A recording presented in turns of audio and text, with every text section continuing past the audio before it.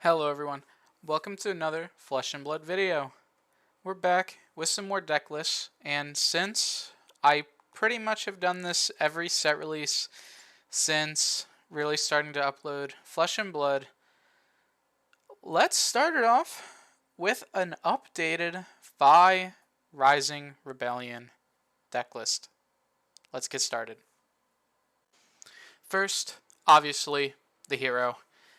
At the start of the game, put a Phoenix Flame into your graveyard from your deck, and you can pay 3 resources once per turn at instant speed to put a Phoenix Flame from your graveyard into your hand. This ability costs 1 less for each Draconic Chainlink you control. Basic, I've talked about Phi so many times on this channel already. The equipment, very similar. Mask of Momentum, best in slot headpiece. You're going to play a lot of things a turn. Make sure opponent block or they give you increased value. Flamescale Furnace is just increased defense. It's 3 extra health. This is just the best in slot. I've actually used the ability on this in this build, so this is a little better than 3 block. Just letting you know, this one actually does make sense in this build for the ability. Tiger Stripe Shuko, because we're Phi, what other ninja glove are we going to play? Combos really well with our Phoenix Flame and it's something like a Lava Burst or a Salt the Wound. Snapdragon Scalers, very basic shoe. Lets us have a starter that doesn't have base go again and is really good with things like Enlightened Strike as well. And then, of course, the weapon, Searing Ember Blade. Personally, I like this a little more than Kodachi. I think for the way that this deck is built, you generally want more draconic things, so we're going with the Searing Ember Blade. Personally, I prefer Draconic Phi more than Kodachi Phi, so this is just my preferred weapon. But if you wanted to, I'm sure you could change this list to a more Kodachi-based list. And before we talk about the main board, we're going to go down here and take a look at some of the extra equipment we're playing. Mask of the Pouncing Lynx is here for any matchup that's going to end really early. Things like our ninja matchups, we're really going to want the Mask of the or things like our wizard matchups, sorry, not ninja, our wizard matchups, we're really going to want Mask of the Pouncing Lynx, and some other really fast matchups too that we're not going to get too much value out of Mask of Momentum because the game is going to end really fast. Other than the mirror and such, making your opponent block is really good. But against decks that are just going to block you anyway, things like Briar, you want Mask of the Pouncing Lynx because they don't mind blocking you. Things like Wizard. I've seen some people play this into Guardian, but that one's up to you. But this is here for Briar and Wizard mainly. Findle's Spring Tunic, obviously it's here because it's really good. This comes in whenever we play against Wizard because the extra resource can be really good to give us 1 extra AB at some point during the game. Norrin Gloves because it's always nice to have a second Arcane Barrier. And Tide Flippers as our main AB1 source when we only need AB1 because it's a pretty good swap-in for the Snapdragon Scalers. Now, let's take a look at the main board. If you'll notice, this list is built a little differently than some of my other lists. We have a 55 card main board. This means that we will always be bringing cards from our sideboard into our main board. Personally, over the past few weeks, I've been playing decks like this, and I've actually liked it a little more. I will still be uploading decks that have a base 60, mainly decks that I haven't taken the most. Like, I have played Phi for a long time, like since Phi came out, so I know these are cards you want in Phi. These are cards, you don't bring in every game, so I can easily do it for a deck like this, maybe a deck like Katsu, and I've been playing Icelander pretty recently. But when I go to like show you a Prism deck or a Vincent deck, well, actually I've been working on Vincent, so maybe a Vincent deck will be like this, but Lavia, I haven't played them as long, so they're just going to be a base 60. But for this, I will talk in depth about what comes in for each matchup when we go to the sideboard. But for now, The main board includes 3 Ancestral Empowerment, 3 Blaze Headlong, 3 red and 3 blue Brand with Cinderclaw, 3 red Enlightened Strike. Obviously, that one's majestic. I don't know why I said red for that. 2 Flame Call Awakening, 3 Lava Burst, 3 red and 3 blue Lava Vein Loyalty, 3 Mischievous Meeps, 2 Phoenix Flames, 3 red and 3 blue Rising Resentment, 3 red and 3 blue Ronin Renegade, 3 Snatch, 3 Spreading Flames, 3 Art of War, and 3 Warmonger's Diplomacy. Looking more in depth into this main board, we have some normal staples. Ancestral Empowerment makes your deck thinner, can put in some extra damage. All of the head jabs are here because they're the best cards in Fi. Blaze Headlong, really aggressive 4-power card. E-Strike, obviously super strong in Fi. You can almost always guarantee you have the Phoenix Flame to put on the bottom in a lot of situations. Don't do it early, but late, this can be an easy way to play an E-Strike on an unsuspecting opponent.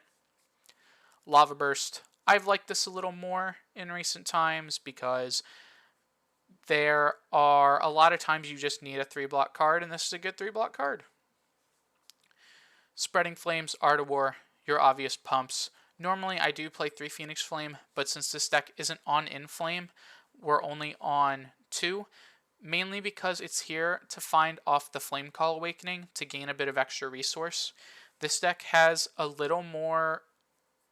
It has more 1-cost cards than I normally play in my Fi decks on account of the Mischievous Meeps. So being able to play the Flame Call Awakening, get another Flame, pitch one away for something else is really strong. Or in situations where you don't need to do that, you can just have this be 2 chain links pretty easily. So that's why we're only on the 2 Awakening and the 2 Flame. So I do like that a little more as well. Some of the things I don't normally play in my Fi list, we have 2 new cards and 1 older card. I never really played Snatch before, but with the way this deck is built, we're bringing in Razor in most matchups. So it'll be pretty easy for Snatch, and it's just a good chain ender. This deck doesn't really have too many of them. It's mainly the E-Strikes, sometimes the Lava Bursts and the Snatches, so we had room for another ender, which is why the Snatch is here. We're also not on Ravenous Rabble, so that's one less not Draconic card that we're playing. Now, the 2 new cards, why I think this deck needed an update, because these are 2 extremely strong cards inside of Fi. Mischievous Meeps and Warmonger's Diplomacy. We'll start with Mischievous Meeps. This is a 1-cost red majestic that is 2 base power and 2 block. It says when it hits a hero, gain control of an item with cost 2 or less they control, otherwise draw a card, and this has Go Again. Think of this as a Snatch with base Go Again. Your opponent pretty much always has to block it, and if they don't, you just get an extreme amount of free value. In addition to that, this is a 2 base power card, meaning it will work with your Tiger Stripe Shuko. So you could have a chain that goes for, I don't know, I guess Brand with Cinderclaw into Meeps, into something else, into a Lava Burst, and then you pump up the Lava Burst. So you can have some really strong chains with this, allowing it to even be picked up by the Shuko. You can play this for 3. A lot of decks right now have a lot of 2 blocks. Some of the strongest decks right now, Dromai has a lot of 2 blocks, and some of her stronger cards like Rake, Lexi's, all of her ice stuff is 2 block. So you can get a lot of value from the Tiger Stripe Shuko with the Mischievous Meeps. Even then, they're spending a card from their hand, which is worth it for you because that's one less card they can come at you with on a crackback. And since this is an aggro deck, you want to try to push your opponent down as fast as possible. Them having less things to hit you back with can let you keep that pressure going, since you need to spend less cards to defend yourself in a mid to late game situation, because this game will end really fast. Since you're on Fi, you're not going to block anything. The last card here, a card that's extremely potent, Warmonger's Diplomacy. This is the reason Rise from the Ashes is not in the deck, because we want the option to choose war every time. If you don't know what Warmonger's Diplomacy does, it is a 0-cost blue block 3 generic action. It says starting with the hero to your left, so in a classic constructed game, your opponent chooses first. Each hero chooses war or peace. If they chose war, the only actions they may play or activate during their next turn are weapon and attack actions. If they chose peace, the only actions they may play or activate during their next turn are non-weapon, non-attack actions. This is perfect for us since every other card in the deck is an attack action or is a reaction / instant. We can still play Ancestral and Art of War because they're not actions. We can still activate Phi's ability or Flamescale Furnace's ability or Snapdragon Scaler's ability because they're instants. Obviously, our sword's a standard weapon, so we can use it. So nothing shuts off if we go for war, which we'll be choosing pretty much every time. And we just get so much value because in a lot of matchups, we can really just lock our opponent out. If we're playing against Runeblade, this can shut off their whole turn. This is really good versus Lexi in some situations. Maybe we stop a Codex or we stop a 3 of a kind turn, play this into Dromai, we can destroy their whole turn. This card is just so strong, and even being a blue, it lets us play a 5th really strong blue, and it's a block 3 blue, so we don't feel bad for having to have it in our deck later. It's not like Rise from the Ashes where it is 2 block, and it's not a dead card we're never going to play because this is definitely a playable card. So I think together with the Mischievous Meeps and all of the old, really good Phi stuff, we can put them all together and just have this really strong aggressive deck that has another good ender, because most of Phi's things have go again. We can easily just play this at the end of a long turn, and if our opponent didn't really block anything, because it's also an aggro matchup, and they're trying to hit us back for as much as possible, this can shut off a few cards in their hand and really let us keep an advantage.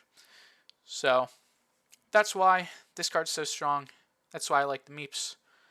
Obviously, everything else is just standard Phi. Play huge chain of attacks for really cheap. Use your ability. Try to use it every turn to get bonus damage in. Pretty basic stuff. Overall, I think Phi is the most fun hero I've played in Flesh and Blood, mainly because he just gets to shut his brain off and play the game. There are heroes I do play a little more now, but Phi is always a hero I can go back to and just enjoy playing. And I think until Phi becomes Living Legend, I will probably keep making a Phi deck every set, because there probably will be something that makes Phi a tiny bit better every set. If there isn't, I guess I'll skip it, but for the past few sets, Phi has gotten something, either it be a fun new deck to play with Bonds of Ancestry or something that adds in a competitive edge like Warmongers.